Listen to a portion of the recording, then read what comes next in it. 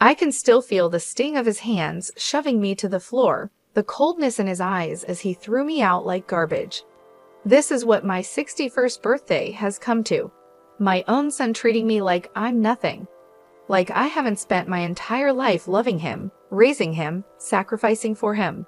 And now, because of that wretched wife of his, he can't even stand the sight of me.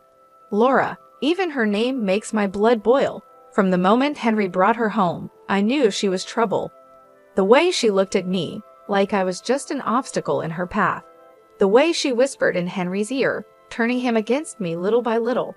I warned him not to marry her, begged him to see through her manipulations, but he was blinded by lust, by the idea that she loved him unconditionally. The only thing that woman loves is herself. And now, because of her, I've lost everything: my son, my grandchildren, the family I've dedicated my life to. Cast aside like yesterday's trash. As I sit there wallowing, a car pulls up beside me. The window rolls down, revealing the concerned face of my best friend, Nicole. "Megan, what happened? What are you doing out here?" she asks, her voice laced with worry. I can barely choke out the words. "Henry, he kicked me out, said I was crazy and that it was his house now." Nicole's eyes widen in shock, then narrow in anger. "He did what? On your birthday? Oh, honey, get in the car. You're coming home with me." I climb into the passenger seat, my body numb as Nicole drives. She keeps glancing over at me, her brow furrowed. "This is unacceptable, Megan. Henry can't treat you like this. Something has to be done." I shake my head sadly. "What can I do, Mags? He's a grown man. He's made his choice." Nicole purses her lips, a determined glint in her eye. "Maybe so, but that doesn't mean he gets to get away with it. You're his mother, for God's sake. It's time Henry and that wicked wife of his learned that there are consequences for their actions." I turn to her, confused. "What are you saying?" A slow smile spreads across Nicole's face. "I'm saying, my dear, that it's time for a little revenge, and I know just the person to help us get it." As we speed into the night, I can't help but feel a spark of hope. I feel a flicker of something I haven't felt in a long time: hope. Hope that maybe, just maybe, I can make Henry and Laura pay for the pain they've caused. Maybe karma will finally catch up to them. The day started off well enough. It was my birthday, and despite everything that had happened with Henry, I was determined to make the most of it. I spent the morning tidying up the house, putting up a few decorations, and preparing a special dinner. I even bought a cake from the bakery down the street, the one Henry always loved as a kid. Around noon, I called Henry, my heart fluttering with a mix of hope and nerves. To my surprise, he actually answered. "Hey, Mom, what's up?" His tone was neutral, guarded. I took a deep breath. "Well, I was wondering if you, Laura, and the kids would like to come over for dinner tonight. It's my birthday, and I thought it would be nice to spend some time together as a family." There was a long pause. I could hear muffled voices in the background, like he was discussing it with someone. Finally, he spoke. "Yeah, okay, we can do that. What time?" Relief washed over me. "How about 5 p.m.? I'm making your favorite lasagna."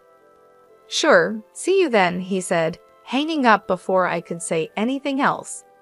The rest of the day passed in a blur of preparation and anticipation. By the time 5 p.m. rolled around, everything was perfect.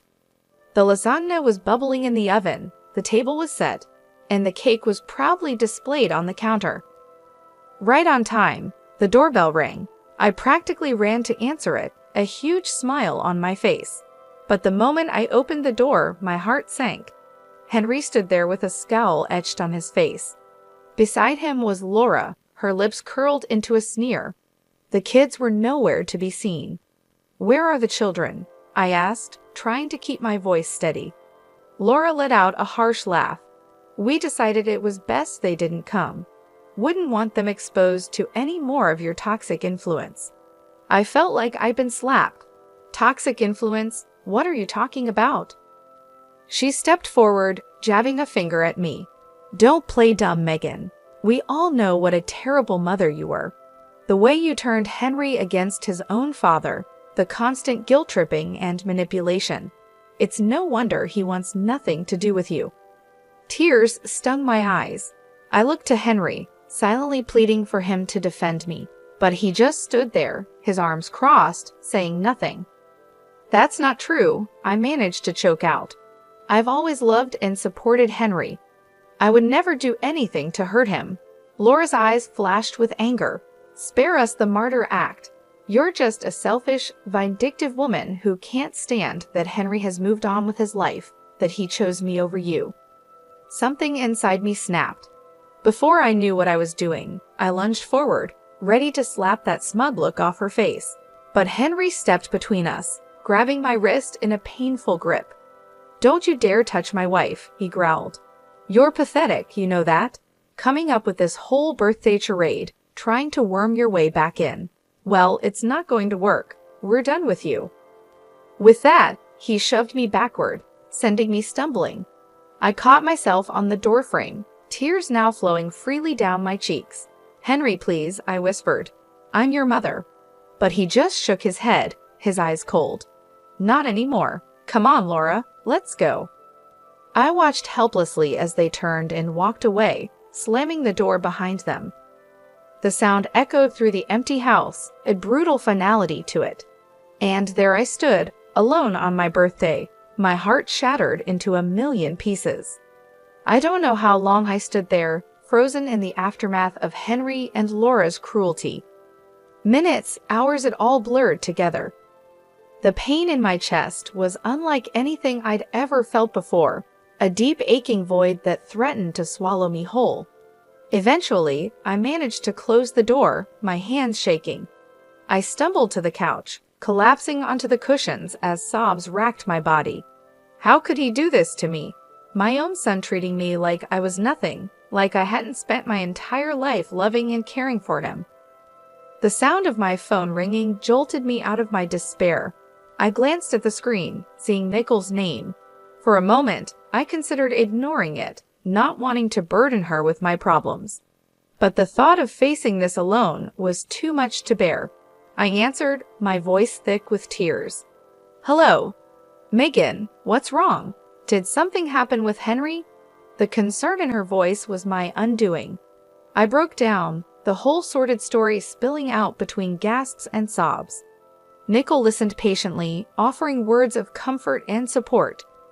That's it, she said firmly when I finished. This has gone too far. Henry and Laura can't keep treating you like this. It's time for them to face some consequences. I sniffled, wiping my eyes. What do you mean? I mean it's time for a little payback. They think they can just walk all over you, but they've got another thing coming. You're a strong woman, Megan. It's time to start acting like it. Her words ignited a spark within me, a flicker of anger amidst the pain. She was right. I couldn't just sit here and wallow. I needed to do something to take back control. Okay, I said, my voice steadier now. What do you have in mind? I could practically hear Nicole's grin through the phone. Meet me at the diner in an hour. I've got someone I want you to meet. Trust me, he's going to be a big help. An hour later, I was sitting across from Nicole in a booth at the local diner. She had a mischievous glint in her eye as she sipped her coffee. So who is this mystery person? I asked, curiosity getting the better of me. As if on cue, the bell above the door jingled. Nicole waved at someone behind me. There he is now. I turned, my eyes widening as a tall, broad-shouldered man approached our table. He had a rugged, no-nonsense look about him, like someone who had seen his fair share of trouble. Megan, meet my brother Jack, Nicole said, gesturing for him to sit. He's a private investigator. Jack nodded at me, his gaze assessing. Nicole filled me in on your situation. I'm sorry to hear about what your son and his wife did. That's rough. I shrugged, trying to appear nonchalant even as the pain twisted in my gut. It is what it is, but Nicole seems to think you can help. He leaned forward, his elbows on the table. I can. In my line of work, I've learned that everyone has secrets, skeletons in their closet. And from what Nicole's told me, I'm betting your daughter-in-law has more than a few. A tingle of anticipation ran down my spine. "What are you saying?" Jack smiled, slow and dangerous. "I'm saying, let me dig into Laura's past. If there's dirt to be found, I'll find it. And once we have that ammunition, well, let's just say karma has a way of coming back around." I sat back, my mind reeling with the possibilities. Could this really work? Could I finally make Henry and Laura pay for what they'd done?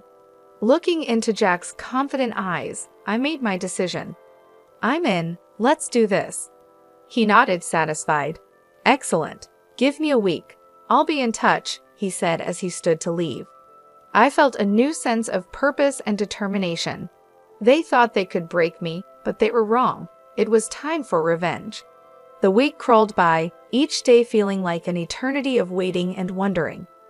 I tried to keep myself busy, throwing myself into cleaning the house, running errands, anything to distract myself from the constant churning of my thoughts. What would Jack find?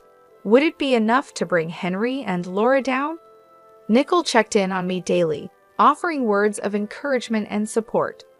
She was the only thing keeping me sane, the only person who truly understood the depth of my pain and anger. Finally, on the 7th day, my phone rang. It was Jack. "Megan, it's me. I've got something. Can you meet me at my office in an hour?" My heart leaped into my throat. Of course, I'll be there. I arrived at Jack's office with 20 minutes to spare, my nerves jingling. Nicole was already there, pacing the small waiting area. She gave me a tight hug when I entered. "Are you ready for this?" she asked, searching my face.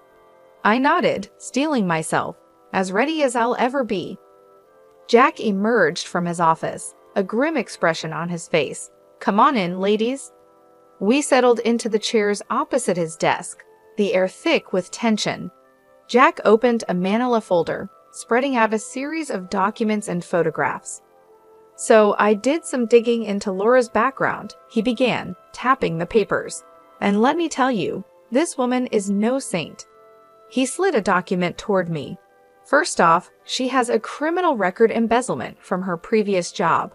She managed to avoid jail time, but it wasn't pretty." I stared at the paper, a monk shot of Laura staring back at me. She looked younger, but those cold eyes were unmistakable. "But that's not all," Jack continued, his voice grave. "I also found out that she's a person of interest in the death of her ex-boyfriend." Nicole gasped. I felt like I'd been punched in the gut. "What do you mean?" I managed to ask, my voice shaking. Jack handed me a newspaper clipping. 3 years ago, her ex was found dead under mysterious circumstances. The police suspected foul play, but they could never prove anything. Laura was the last person to see him alive. I scanned the article, my eyes catching on phrases like suspicious death and ongoing investigation. My mind reeled, trying to reconcile this information with the woman my son had married. "So what does this mean?" Nicole asked, voicing the question in my mind. "It means," Jack said, "that we have the ammunition we need. We can use this information to confront Laura and Henry. They need to know that we're not backing down." Jack leaned back in his chair, his fingers steepled. "It means we have leverage. If this information comes to light, Laura's life as she knows it would be over. Her reputation, her marriage, everything." A flicker of hope ignited in my chest.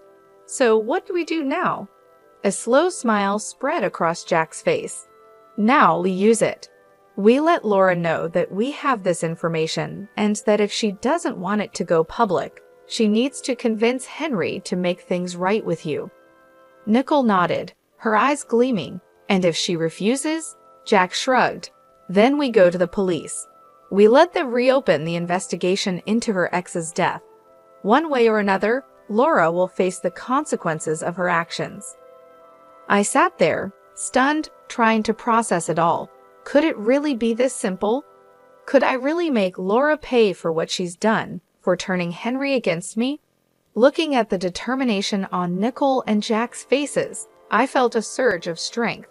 They believed in me, believed that I deserved justice, and for the first time since that awful birthday, I believed it too. Let's do it, I said, my voice steady. Let's make them pay. Jack grinned, a predatory gleam in his eye. Excellent. Give me a day to put everything in motion. By this time tomorrow, Laura won't know what hit her. As we left the office, Nichols squeezed my hand. You're doing the right thing, Megan. Don't ever doubt that. I squeezed back, feeling a sense of purpose and righteous anger. They had picked the wrong woman to mess with. It was time for Laura to learn that lesson the hard way. True to his word, Jack called me the next day. It's done, he said, a note of satisfaction in his voice. I've sent all the information to Laura, along with a message letting her know that if she doesn't want it to go public, she needs to convince Henry to make amends with you. I felt a thrill of anticipation mixed with nervousness. Do you think it will work? Only one way to find out. But trust me, with the dirt we have on her, she'd be crazy not to comply. I hung up, my mind racing. Would Laura really cave? Would she really force Henry to apologize and make things right? A part of me dared to hope, even as another part whispered that it was too good to be true. Hours passed with no word. I paced my living room, jumping at every sound, convinced it was the doorbell or the phone. But as evening fell, there was still nothing. I was about to give up and go to bed when there was a pounding at the door. My heart in my throat, I opened it to find Henry standing there, his face full of fury. What the hell did you do? He snarled, pushing past me into the house. I stumbled back, caught off guard. What are you talking about? He turned on me, his eyes blazing. Don't play dumb. Laura told me everything about the private investigator, about you digging up her past. What? You thought you could blackmail her into making me forgive you? I stood my ground, lifting my chin. I didn't blackmail anyone. I just let her know that her actions have consequences, that she can't destroy my life and get away with it. Henry let out a harsh laugh. Destroy your life? Are you serious? You're the one trying to destroy our marriage, our family, first with your constant guilt-tripping and manipulation, and now this. Anger surged through me, hot and bright. I'm not the one who turned you against me, Henry. That was all Laura. She's poisoned you. Can't you see that? She's a criminal, a liar, maybe even a murderer. For a moment, Henry looked stunned, then his face hardened. You're unbelievable. You really think I'm going to believe your crazy accusations over my own wife, the mother of my children? They're not accusations, they're facts. Jack found proof. I don't care what your detective friend found, Henry roared. Laura is my wife, and I trust her. I love her, and nothing you say or do is going to change that. Tears stung my eyes, blurring my vision. So that's it then? You're choosing her over me, your own mother. Henry's jaw clenched. You made that choice for me the moment you decided to pull this stunt. I'm done with you, Mom. Done with your lies, your schemes, all of it. He turned to leave, and panic seized me. I couldn't lose him, not like this. Henry, please. But he was already gone, slamming the door behind him with a finality that shook me to my core. I sank to the floor, sobs tearing from my throat. It wasn't supposed to happen this way. The truth was supposed to set me free, to bring Henry back to me. Instead, it had only driven him further away. Through my tears, I heard my phone ringing. It was Jack. I answered, my voice thick and shaky. Megan, what happened? Did it work? A bitter laugh escaped me. No, it didn't work. Henry, he's gone. He chose Laura. There was a pause, then Jack spoke, his tone determined. Then we move on to plan B. We go to the police and get them to reopen the investigation into Laura's ex's death. I shook my head even though Jack couldn't see me. What's the point? It won't change anything. Henry's made his choice. This isn't about Henry anymore, Jack said firmly. This is about justice, about making sure Laura pays for what she's done, one way or another. I closed my eyes, exhaustion and grief washing over me. Could I do it? Could I really destroy my son's wife, the mother of my grandchildren? But then I remembered the look in Henry's eyes, the venom in his voice, and the way Laura had smirked, so smug and self-satisfied. They had brought this on themselves, and now they would face the consequences. "Okay," I whispered, a new resolve hardening in my chest. "Let's do it. Let's make her pay." The next few days were a blur of activity. Jack and I gathered all the evidence he had collected, organizing it into a neat package to present to the police. Nickel was a constant presence, offering support and encouragement when my resolve wavered. Finally, the day arrived. We walked into the police station, heads held high, ready to blow the lid off Laura's sordid past. The detective listened intently as we laid out our case, his brow furrowing as he examined the documents and photographs. When we finished, he sat back with a grim expression on his face. "This is serious stuff," he said, tapping the file. "If what you're saying is true, we have grounds to reopen the investigation into Miss Wilson's ex-boyfriend's death." I felt a surge of vindication. "It is true, every word of it." The detective nodded. "All right then, leave this with me. I'll get the ball rolling." We left the station with a sense of anticipation thrumming through me. It was really happening. Laura was finally going to face the music. 3 days later, I received a call from Jack. "Turn on the news," he said, a note of triumph in his voice. I did as he said, my heart pounding as the anchor's face filled the screen. "Breaking news," she announced, her expression grave. "Local woman Laura Berlin has been arrested in connection with the previously unsolved death of her ex-boyfriend Brian Cox. New evidence has come to light, prompting police to reopen the investigation." I watched, transfixed, as they showed footage of Laura being led out of her and Henry's house in handcuffs, her face a mask of shock and anger. Henry followed behind, looking stunned and lost. A fierce satisfaction burned in my chest. She was finally getting what she deserved. But my joy was short-lived. The news report went on to describe how Henry had to use their savings to post Laura's bail and hire a lawyer. It was a financial blow, one that would undoubtedly put a strain on their marriage.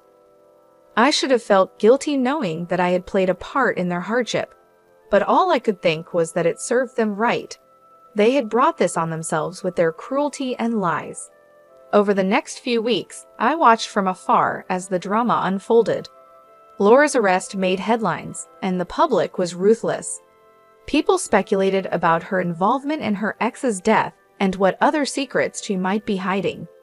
Henry put on a brave face, standing by his wife in public, but I could see the toll it was taking on him. He looked haggard, worn down by the constant scrutiny and whispers. Part of me wanted to reach out, to offer comfort and support, but I hardened my heart. I reminded myself of how he had cast me aside, the vicious words he had hurled at me. He had made his bed, and now he would lie in it. One afternoon, as I was returning from the grocery store, I spotted a familiar figure on my doorstep. It was Henry, his shoulders slumped, his eyes red-rimmed. For a moment, I considered ignoring him, pretending I wasn't home, but curiosity got the better of me. "What do you want?" I asked coldly as I approached, my arms laden with bags.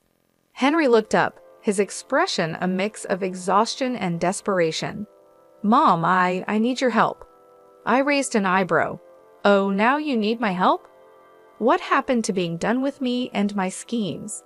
He flinched as if I'd struck him. I know I said some awful things, but this is bigger than that. Laura's in real trouble, Mom. The evidence against her is bad." A flicker of unease passed through me. "What are you saying?" Henry's voice broke. "I'm saying I don't know what to do. The lawyer fees alone are bankrupting us. And if Laura goes to prison, I can't raise the kids on my own. I need you, Mom, please."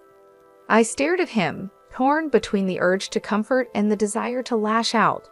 He looked so broken, so defeated. But then I remembered the pain he had caused, the way he had abandoned me. I straightened my spine, my voice like ice. "You should have thought of that before you turned your back on me. I'm sorry, Henry, but you're on your own." With that, I brushed past him, ignoring his pleas and apologies. He had made his choice, and now he would live with the consequences. A few days after Henry's desperate visit, I received an unexpected call. It was Laura's mother, her voice tight with barely contained anger. "Megan, I know we've had our differences, but I need to ask a favor," she said, the words seeming to pain her. I felt a flicker of surprise. What kind of favor? "It's the kids."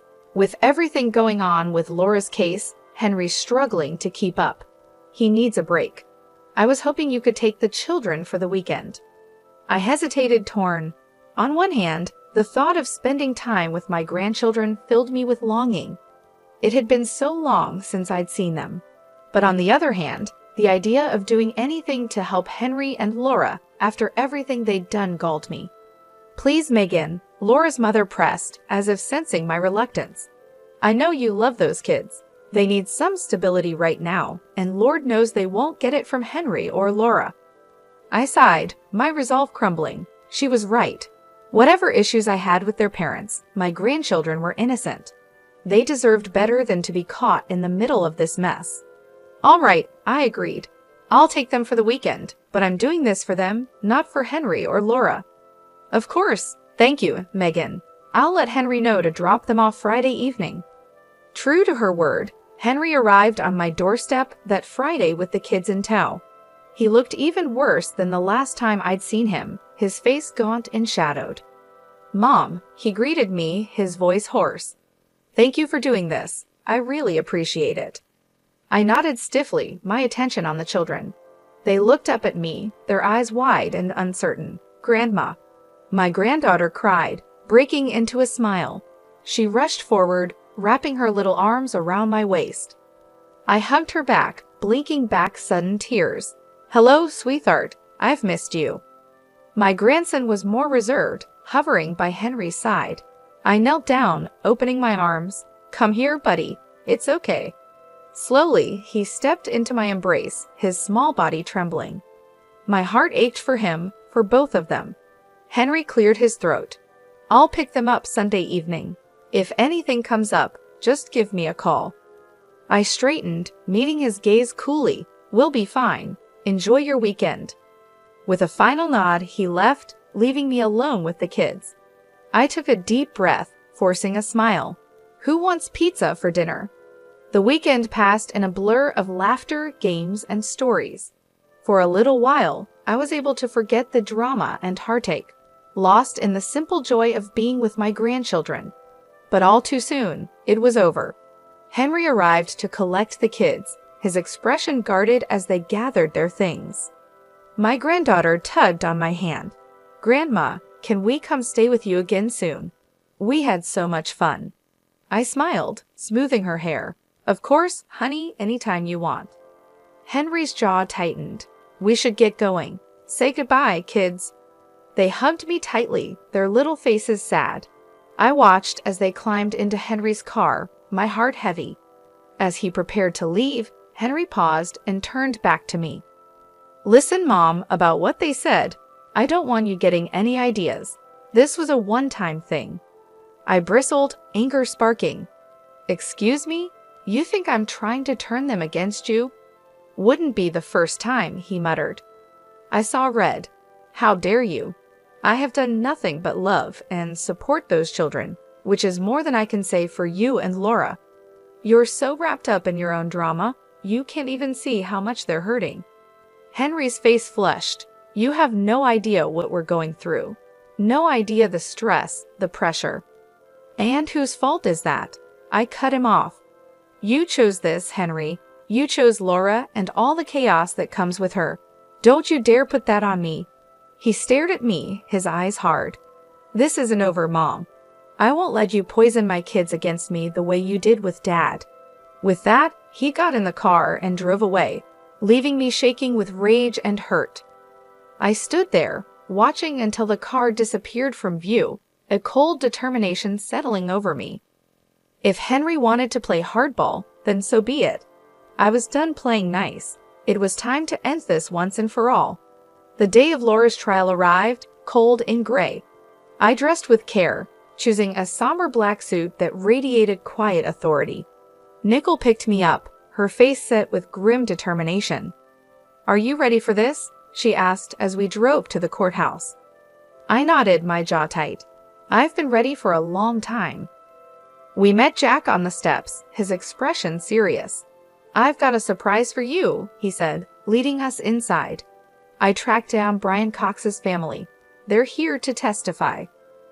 I felt a surge of gratitude and vindication. With their testimony, Laura's fate would be sealed. The courtroom was packed, the air thick with tension. I took my seat behind the prosecutor's table, my heart pounding as Laura was led in, her wrists and ankles shackled. She looked pale and drawn, but her eyes still glittered with malice when they met mine. Henry sat stiffly beside her, his face a mask of conflicting emotions. I looked away, focusing on the judge as he called the court to order. The trial was grueling and emotional. The prosecutor laid out the evidence against Laura in detail, painting a picture of a cruel, calculating woman who would stop at nothing to get what she wanted. But it was the testimony of Brian Cox's family that truly sealed her fate. His mother, a frail silver-haired woman, spoke of her son's kind heart and bright future cut short.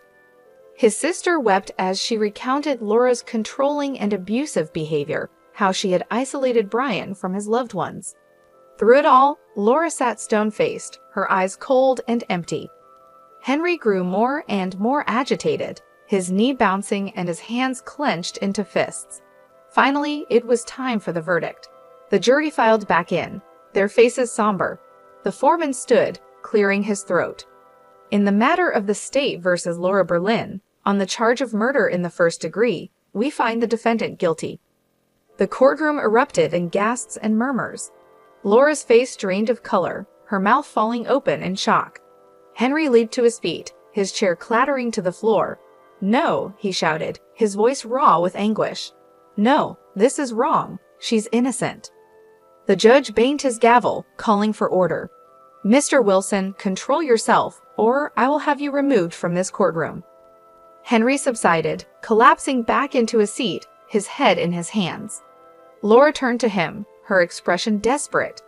"Henry, do something. You can't let them do this to me." But Henry wouldn't look at her, his shoulders shaking with silent sobs. The bailiff stepped forward, preparing to lead Laura away. I watched, a strange mix of emotions swirling within me. Triumph, yes, but also a hollow sort of sadness. It had come to this, my own son broken and humiliated, his life in ruins. As Laura was escorted out, she turned back, her eyes locking with mine. In that moment, I saw the depth of her hatred, the venom in her soul. "This isn't over," she hissed, her voice low and deadly. "I'll make you pay for this, I swear it." I met her gaze steadily, unflinching. "You've already paid, Laura. You made your choices, and now you'll face the consequences. Goodbye." With that, I turned and walked out, my head held high. It was over. Justice had been served. But even as relief washed over me, a sense of sadness lingered. I couldn't shake the lingering unease. Henry's anguished face haunted me, the devastation in his eyes. Had I gone too far? Had my quest for revenge blinded me to the collateral damage? I shook my head, pushing the doubts aside. No, Henry had made his bed, and now he would lie in it. He had chosen Laura, chosen to turn his back on me. Now he would have to live with the fallout. I stepped out into the cold gray day, drawing my coat tighter around me. It was time to move on, to build a new life for myself. A life without Henry, without Laura's toxic influence. A life of my own making.